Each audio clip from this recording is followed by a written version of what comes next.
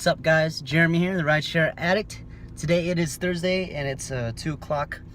Just want to talk about the subject about rating your passengers, okay? So, some people have like a whole criteria. You know, they say they do this, they do that, they do that. They get 5 stars. For me, right? This is for me. Every ride is different. You know, every passenger is different, right? So for me to have like a general like guideline of how I rate people, that's just not gonna happen. For me, it just goes on how the ride goes. If you're being if the passenger is being a jerk, depending on the level of jerkness, is that a word? Jerkness? If it's not a word, I just made it up, right? But the level of their jerkness, their rudeness, their attitude, or you know, anything like that, or if something happens to happen in my car, right? This, you know, someone throws up.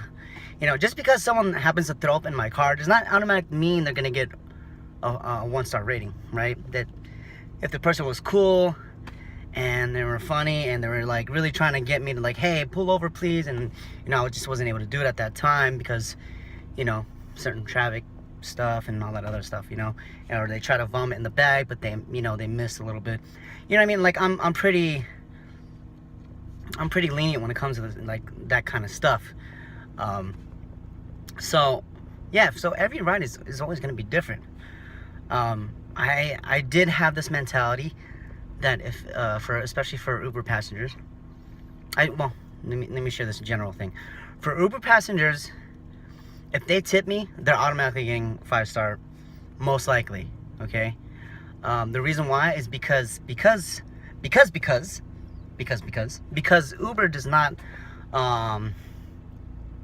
condone tipping, right? Is that the word, condone? Since they don't condone tipping and they don't have a tip option on their app, I'm gonna give you 5 stars because you took the time to, you know, bring money with you and take care of your driver, or you know, take care of the valet person or whatever. It just shows that you have I'm not gonna say that everyone that tips has good character and people that don't have character, but you took the time to think about other people that work in the service industry. So with that in mind, if you work if you're on an Uber and you take one from me and you tip me, you're automatically gonna get 5 stars. Now I did have this mentality before, you know, which was probably the wrong idea to think this way, but if you didn't tip me, you automatically got 1 star. But with a change of heart, I was like, you know what, that's not fair. That's just not fair.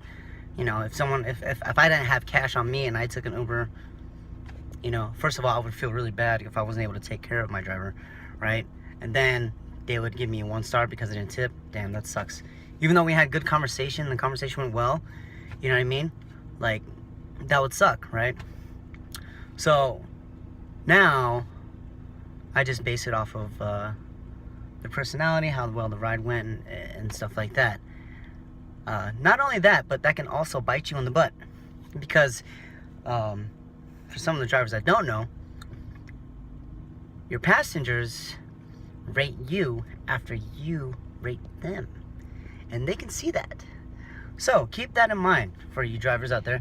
If you're giving a 1 star to everybody that stiffs you, hey, it's gonna bite you in the butt, all right? Because if you give him a 1 star, guess what? He's gonna give you a 1 star too, or she's gonna give you a 1 star too. If you give him a 3 star, they're gonna give you a 1 star. So just think of it that way. It's crazy like that. So just keep that in mind, okay? For Lyft, for me, I always give everyone 5 stars. The reason why is because you're taking Lyft, okay? Because I love Lyft, all right? I just give everyone 5 stars majority of the time. Again, like every ride is different. Unless they're being a jerk, they do something in my car, say, you know, do something inappropriate, something that's considered rude, you're definitely gonna get docked stars, depending on how much. You know, it depends on my level of patience that day, I guess. So yeah, so from that's for me, guys. If you guys have like a certain criteria, let me know. comment in the section, or comment in the section. Leave a comment. Tell me what your criteria is. Yeah.